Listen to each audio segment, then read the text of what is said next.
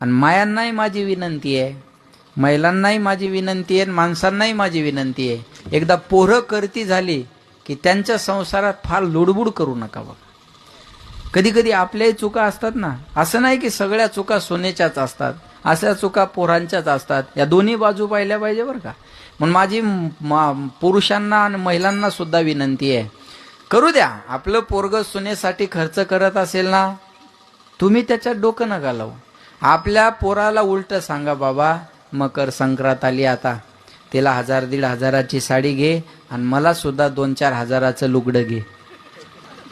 ते आणाय तयार आहे ना, आनंदानं आणाय तयार आहे.